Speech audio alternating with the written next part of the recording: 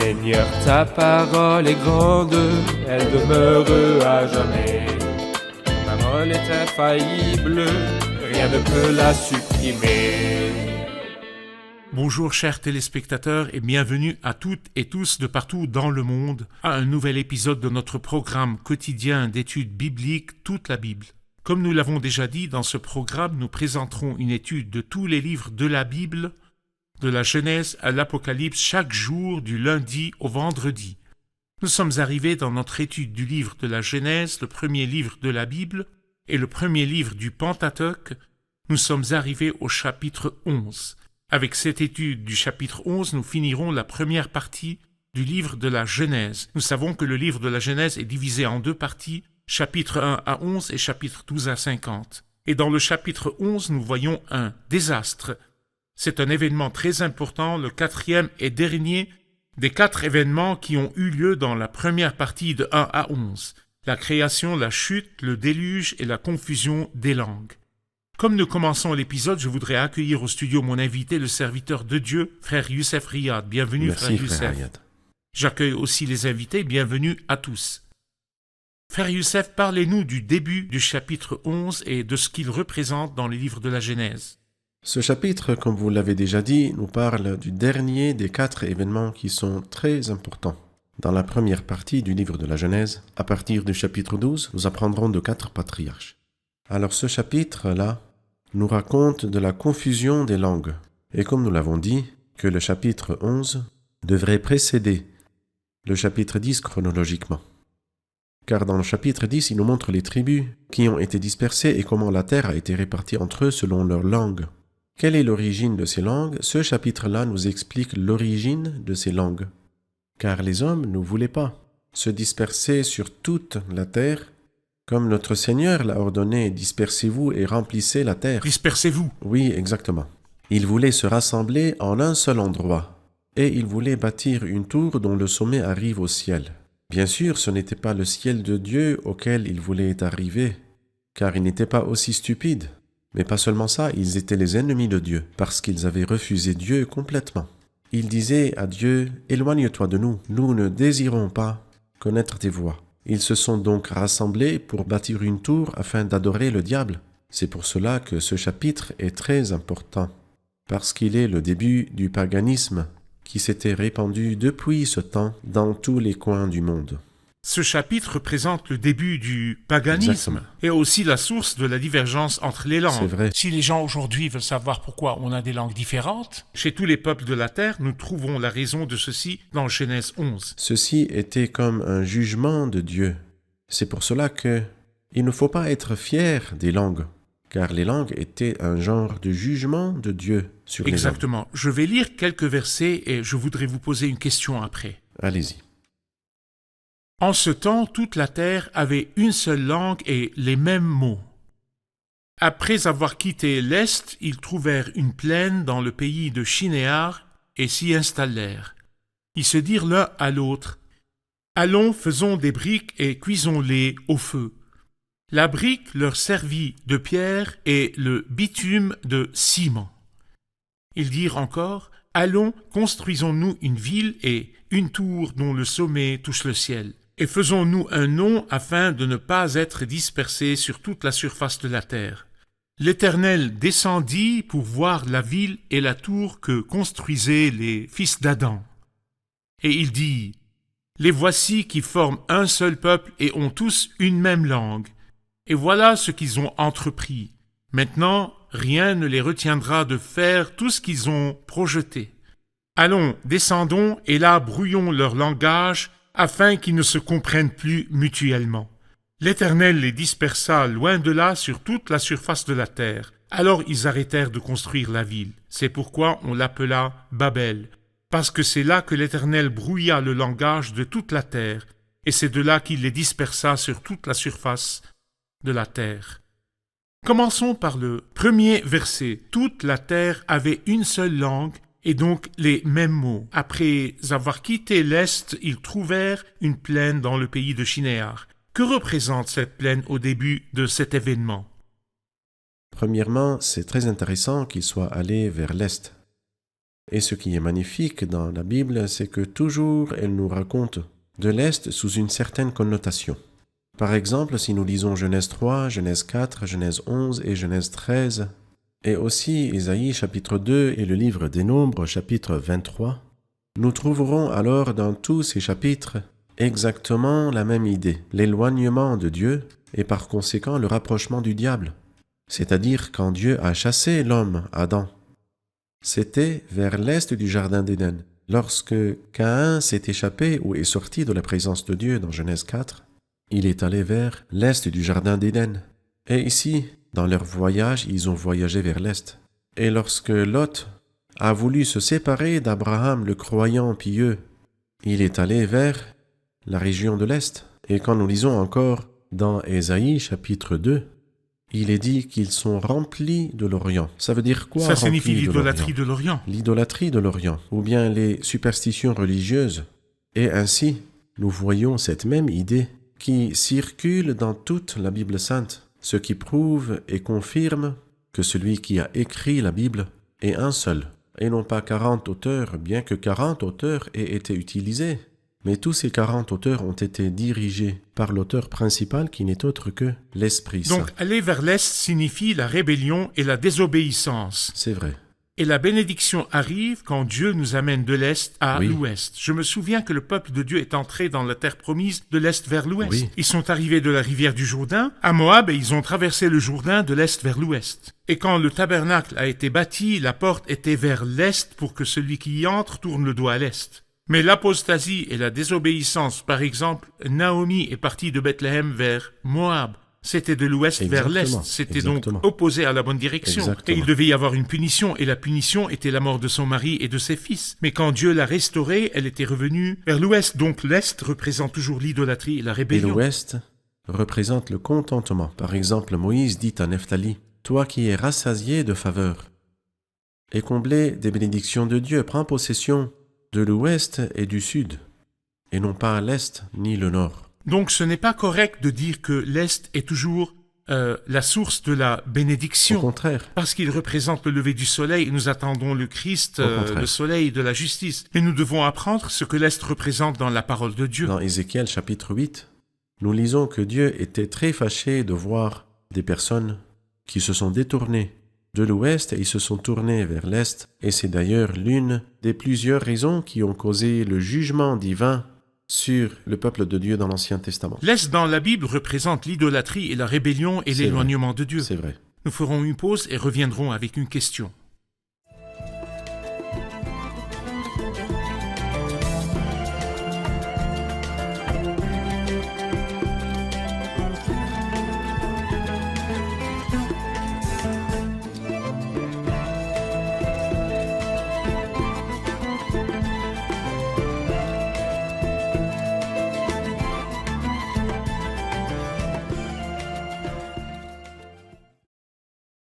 Au verset 4, ils dirent « Allons, construisons-nous une ville et une tour dont le sommet touche le ciel. » C'est une bonne expression, construisons-nous, c'est un beau projet. Mais pourquoi Dieu s'oppose-t-il à la construction? Pourquoi ces paroles ont-ils mis Dieu en colère? La construction est un bon slogan pour une campagne électorale et les gens l'aiment. C'est une invitation à construire et une invitation à être unis, mais Dieu était en colère. Pourquoi? Noé a bâti une arche sur l'ordre de Dieu, par obéissance à l'ordre de Dieu. Puis il a bâti un autel pour honorer Dieu. Mais malheureusement, la descendance de Noé, ils se sont rassemblés pour bâtir un projet, une ville et une tour, afin d'être indépendants de Dieu. Et en fait, les hommes, c'est pas la première fois ni la deuxième fois qu'ils s'unissaient, sauf que toutes les fois où ils s'unissaient, c'était contre Dieu. Par exemple, dans le psaume 2, qu'est-ce qu'il dit? Pourquoi cette agitation et ces préoccupations dépourvues de sens parmi les peuples? Les rois de la terre se soulèvent et les chefs se liguent ensemble contre l'Éternel et contre celui qu'il a désigné par l'onction. Et quand nous arrivons au livre de l'Apocalypse, chapitre 19, j'ai vu la bête, les 10 rois de la terre et leurs armées rassemblés. Ils sont tous rassemblés. Et par exemple, dans Ésaïe 54, 15, il dit « Si l'on forme des complots, cela ne viendra pas de moi. » Et si nous voyons Ésaïe chapitre 8, nous trouvons aussi des paroles qui s'appliquent directement sur Babel. Poussez des cris, peuple, mais vous serez brisés. Et prêtez l'oreille, vous, les pays lointains. Préparez-vous au combat, mais vous serez brisés. Préparez-vous au combat, vous serez brisés. Les gens savent que l'union donne la force. Et il y a un simple proverbe qui dit qu'une seule personne peut briser 10 bâtons un à un, mais quand ils sont tenus ensemble, ils ne peuvent pas être brisés. Préparez-vous au combat, vous serez brisés. Préparez-vous au combat, vous serez brisés. Vous aurez beau prendre des décisions, elles seront sans effet. Vous aurez beau prononcer une parole, elle ne s'accomplira pas. N'est-ce pas ce qui s'est passé dans Apocalypse chapitre 11 ? Pas toutes les unions ont l'approbation de Dieu.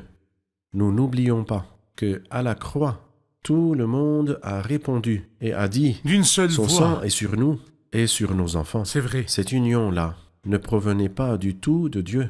Et il y a un autre proverbe qui dit que la voix du peuple est la voix de Dieu, et ce proverbe est absolument faux. Donc, ils voulaient s'unir, bien que Dieu leur avait dit « dispersez-vous dans la C'est vrai. terre ». Mais ils ont désobéi à Dieu, Oui, ils se sont unis et ils se sont installés dans une plaine dans le pays de Shinéar, comme s'ils voulaient dire « nous n'allons pas nous Oui. disperser ». Mais ça va plus loin, nous bâtirons une tour. Oui. Quel était le but de cette tour ? Bâtir la ville signifiait de s'installer, mais ils se sont dit l'un à l'autre « construisons une tour ». Ça semble en fait être une invitation à construire, mais que signifie ceci ? Parlez-nous de la construction. c'est-à-dire, ils avaient l'intelligence, mais aussi l'hostilité.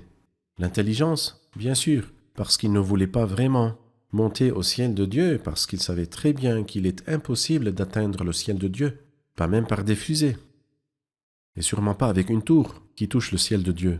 Mais ce qui est de plus important est que voulaient-ils de Dieu ? Ils ne voulaient pas du tout une relation avec Dieu. Donc cette tour qu'ils essayaient de construire est un symbole religieux.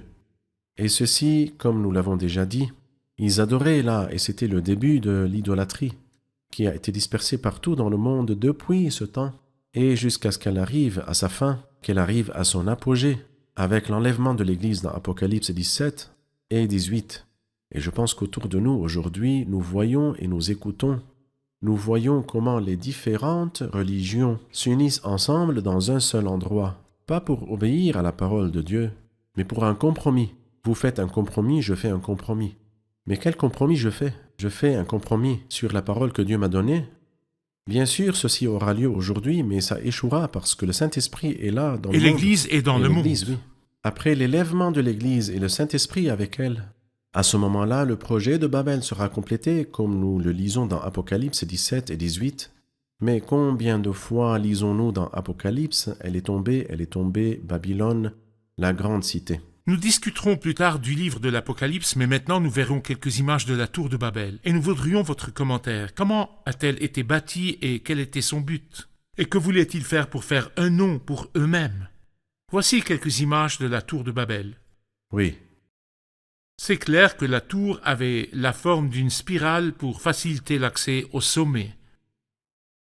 bien sûr, ils ne voulaient pas atteindre le ciel de Dieu, comme nous l'avons déjà dit, mais ils voulaient atteindre le ciel des étoiles, parce que les étoiles étaient adorées, et aussi parce qu'elles parlaient du futur. Et aussi, elles forment les signes du zodiaque. En arabe, les signes du zodiaque sont appelés tours, en référence à la tour de Babel. Oui, Donc quand il te dit le signe du Verseau, du Poisson, de la Vierge, du Lion, ou n'importe quel signe, ces signes-là, ces mots, viennent de la tour de Babel. Wow. Ils ont divisé le ciel en 12 signes. Et ces paroles, nous les trouvons dans Ésaïe 47.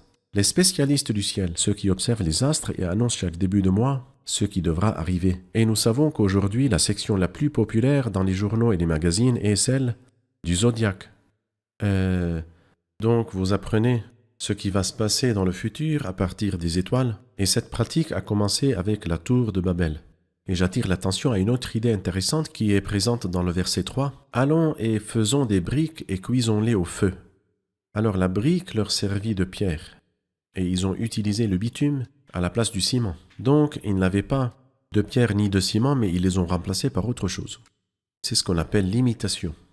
Alors donc, ici nous pouvons voir le début de l'imitation. Nous savons que toutes les religions sont basées sur l'imitation. en effet. Mais qu'est-ce qu'ils ont imité ? Oui, La tour de Babel, où ils ont remplacé l'original par les imitations. Et malheureusement, ces imitations sont trouvées dans toutes les religions de la terre. C'est bien que vous ayez fait la connexion entre la tour de Babel et les signes du zodiaque trouvés Oui. aujourd'hui. Les gens sont attirés par le zodiaque et ils considèrent que c'est une pratique innocente. Oui. Mais c'est dangereux. Ils sont dangereux. Donc il y a une connexion entre la tour de Oui. Babel et l'idolâtrie. Et le zodiaque présent aujourd'hui que les gens utilisent, c'est l'idolâtrie et c'est un acte du diable. Et les racines de l'idolâtrie sont dans la tour de Babel. Deutéronome, chapitre 18, nous dit « L'Éternel, ton Dieu, ne le permet pas. » Il ne le permet pas. Quelqu'un pourrait te dire un jour « C'est amusant. Je prends une idée. En fait, Dieu ne vous le permet pas. Quand vous entrez dans ce territoire, vous agissez contre la volonté de Dieu. Donc soyez alertes. C'est le territoire du Le diable. territoire du diable. Oui. Mais ils ont aussi dit, comme il est écrit ici, faisons-nous un nom. Oui, Que pensez-vous de ce désir de se faire un nom? Parlez-nous de ça. je ne peux que voir les actions du diable. Dès le début, le diable a dit à la femme « Pourquoi vous adorez Dieu? Vous pourriez être les dieux de vous-même. » Aujourd'hui, c'est commun que les gens disent « Mais je n'ai pas besoin de Dieu, je suis mon propre Dieu. Je fais absolument ce que je veux. Faisons un nom pour nous-mêmes. » Ceci est l'opposé total de celui qui s'est dépouillé lui-même, qui ne s'est pas satisfait lui-même. Qui était-ce? Le Seigneur Jésus-Christ. Alors pour cela, Dieu lui a donné un nom qui est au-dessus de tous les noms. Alors que ceux qui voulaient par eux-mêmes glorifier leur propre nom, Dieu les a disséminés et dispersés sur toute la terre. Et nous remarquons que la première mention du reste était avec Énoch. C'est alors que l'on a À faire commencé appel. à faire appel au nom de l'Éternel. Le seul nom qui doit être honoré est le nom de Dieu. C'est vrai. Mais face à l'union et la rébellion contre Dieu, faisons-nous un nom. Qu'a fait Dieu? Il les a disséminés et dispersés. Comment? C'est en brouillant leur langue. La confusion des langues n'est pas une bénédiction. Et donc, les personnes qui ont de la fierté dans les langues doivent savoir que leur fierté est plutôt une cause de honte. Quand il dit par exemple d'autres gens, ils mettent leur gloire dans ce qui fait leur honte. Les langues donc étaient un jugement de Dieu sur des gens qui parlaient tous une seule langue. Comme il nous dit dans Sophonie 3, il dit « Je donnerai au peuple des lèvres pures ». Et c'est probable, comme certains le pensent, que dans le royaume millénaire, toute la terre parlera la même langue. Mais ici, les différentes langues étaient une punition, un jugement de Dieu. Et lorsque nous lisons Ésaïe 28, c'est par des hommes aux lèvres balbutiantes et par une langue étrangère que l'Éternel parlera à ce peuple. C'est aussi un type de jugement. Et donc les langues sont toujours un jugement. Lorsque chaque groupe parle une seule langue, bien sûr, ils peuvent se comprendre. Et bien sûr, c'est très normal que chaque groupe s'est installé dans un lieu différent. Et puis vient la division de la terre au temps de Péleg, comme nous lisons dans Genèse 10, qui est notre chapitre maintenant. À son époque, la terre a été partagée. Alors donc, c'est-à-dire, comme on dit, des distances, des océans et des mers. La croûte terrestre s'est séparée et les continents ont été formés. Exactement, Oui. exactement. Nous ferons une pause et puis reviendrons pour une question.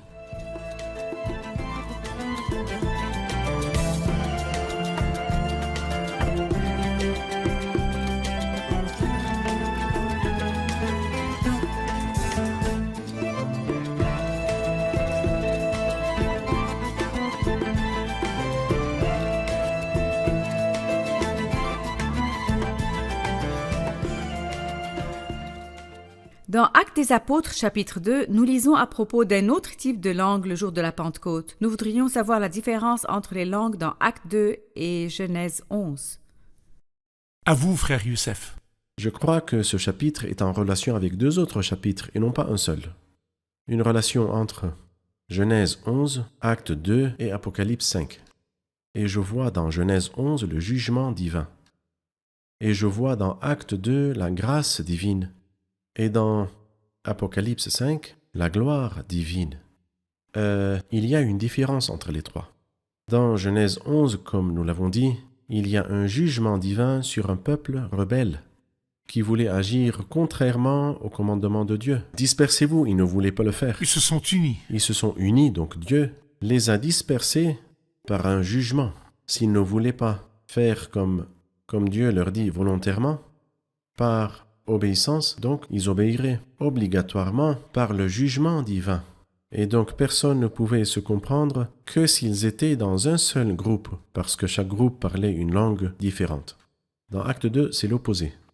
Parce que nous avons une personne qui ne voulait pas faire un nom pour lui-même, mais au contraire, il était doux et humble de cœur et ne désirait que la gloire de Dieu. Donc Dieu l'a élevé et lui a donné un nom. Et quand il est monté au ciel et il a envoyé l'Esprit Saint, c'est l'Esprit Saint qui parlait, comme le disaient les gens qui étaient présents à la Pentecôte. Nous les entendons parler dans notre langue des merveilles de Dieu. Et en passant, j'aimerais dire ici que les langues sont inutiles si les gens ne peuvent pas les comprendre. C'est-à-dire, lorsque les gens écoutaient une langue incompréhensible, ils se sont dispersés. Pourquoi parler une langue qu'on ne comprend pas? Mais ce qui s'est passé le jour de la Pentecôte, c'est que les gens ont entendu et ont compris, parce que les apôtres parlaient leur langue, et ils ont compris les paroles, donc ils ont dit qu'ils parlaient des merveilles de Dieu. Quand nous arrivons à la gloire, Apocalypse 5, nous trouverons des gens de toutes tribus, et de langues, et de peuples, et de nations, et qui disent la même chose: il est digne, celui, l'agneau immolé. Tu es digne, toi, de recevoir l'honneur et la gloire. Donc nous devons distinguer entre le jugement et la grâce et la gloire. Parfait, merci. En revenant à Babel, nous savons que Babel signifie confusion, et Dieu a brouillé les langues dans cette ville ou à partir de cette ville, mais dans le livre de l'Apocalypse, nous trouvons Babylone dans Apocalypse 17 et 18. Est-ce que ce sont les mêmes villes géographiques que nous trouvons aujourd'hui en Irak, ou est-ce que ce sont des villes différentes et quelle est la relation entre elles? Premièrement, frère Ayad, permets-moi de dire que le mot Babel signifie porte de Dieu, Bab-El. Et c'est comme s'il voulait dire que celui qui veut arriver à Dieu, c'est ici, la porte de notre Dieu. Mais en fait, la seule porte qui mène à Dieu, une personne qui est le Christ qui dit « Je suis le chemin, la vérité et la vie », on ne vient pas au Père qu'en passant par moi. Là, nous trouvons la ville physique de Babel. Mais nous trouverons dans les livres suivants la ville de Babel physique aussi, qui a régné sur le monde avec Nabuchodonosor. Mais cette ville méchante a été complètement détruite. Et dans Ésaïe chapitre 13, il dit qu'elle ne sera plus jamais habitée. C'est fini. Mais il y a une Babylone spirituelle que nous trouvons dans l'Apocalypse. Celle-ci aussi prétend être la porte vers Dieu. Celui qui veut arriver à Dieu, personne ne peut arriver à Dieu par lui-même. Ne vous faites pas d'illusions. Celui qui veut arriver à Dieu, nous sommes le chemin. Nous sommes les agents de Dieu sur la terre. L'arrogance de certains peut atteindre un tel point que vous ne pouvez pas atteindre Dieu sans moi. Je suis l'agent exclusif de Dieu et tout autre chemin est faux. Vous parlez des religions, ce sont les systèmes religieux. Oui, la religion. Et cela, nous pouvons le voir avec une image horrible dans l'Apocalypse, et surtout chapitres 17 et 18. Et nous voyons comment Babel et Nimrod qui a établi, dans Genèse 10, il a établi la ville physique de Babel. Cet homme était un puissant chasseur contre Dieu. Et nous lisons dans Apocalypse 17 que Jean a été très étonné. L'apôtre Jean, en la voyant, je fus saisi d'un grand étonnement, parce qu'elle était ivre du sang des saints et du sang des témoins de Jésus. La plus grande cause qui a existé, qui a mené à la mort de multiples martyrs, était la religion durant toutes les époques. Donc Babylone, dans l'Apocalypse 17 et 18, représente les systèmes religieux qui domineront sur le monde. Et en fait, ils ont déjà éloigné les gens du Christ, mais ils domineront sur le monde après l'enlèvement de l'Église aussi. Et ils feront face à une condamnation très sévère dans les chapitres 17 et 18 de l'Apocalypse. Ces racines spirituelles ont commencé dans la ville physique de Babylone. Parfait. Et l'Éternel Dieu qui les condamne est puissant. Parfait, merci. En arrivant à la fin de ce chapitre, par exemple, verset 10, nous voyons, voici la lignée de Sem, qui est supposé être... Il nous parle des 3 fils de Noé, mais il commence et se concentre sur Sem. Pourquoi a-t-il choisi Sem? Et pourquoi a-t-il fini le chapitre avec Abraham? Il ne faut pas oublier que dans le chapitre 10, il a parlé des descendants de Japheth, et de Cham, et de Sem. Et de nouveau, dans le chapitre 11, il se concentre sur la descendance de Sem, parce que c'est de Sem qu'est venu Abraham, et Abraham est le commencement de la nation.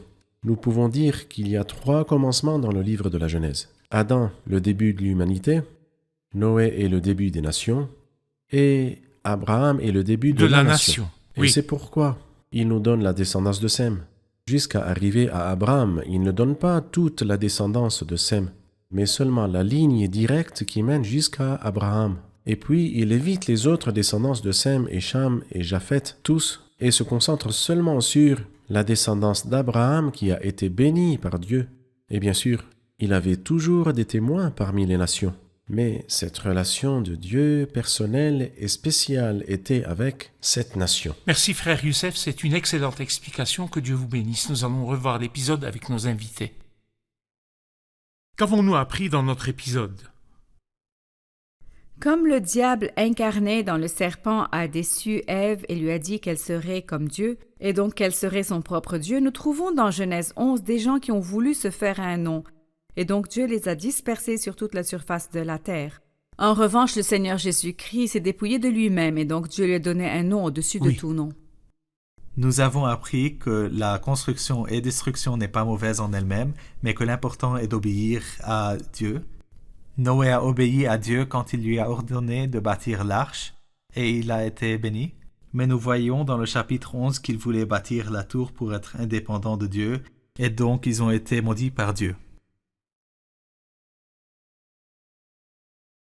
C'est encourageant car le nom n'est pas comme les autres. Et la tour qui n'est pas comme les autres, le nom de Dieu, est une tour fortifiée. En effet. Le juste s'y réfugie et se trouve en sécurité. Parfait, merci frère Youssef, que Dieu vous bénisse.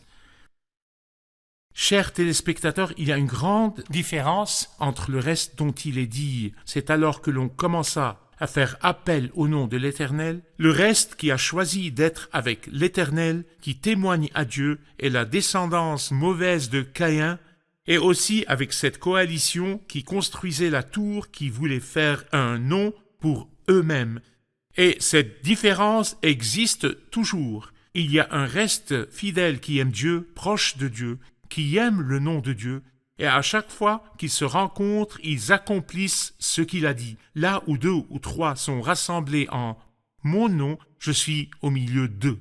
Ce reste fidèle a un seul but, et c'est la gloire de ce nom. Rendre gloire à ce nom, proclamer ce nom, le nom doux de Jésus. Mais il y a une majorité dans le monde qui veut se séparer de Dieu et faire un nom pour lui-même.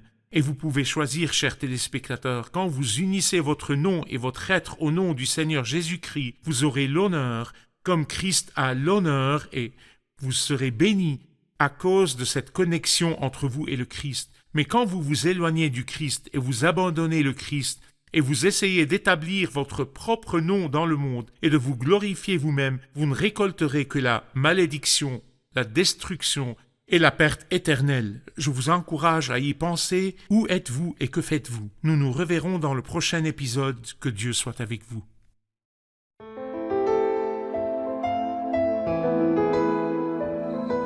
Seigneur, ta parole est grande, elle demeure à jamais. Ta parole est infaillible, rien ne peut la supprimer.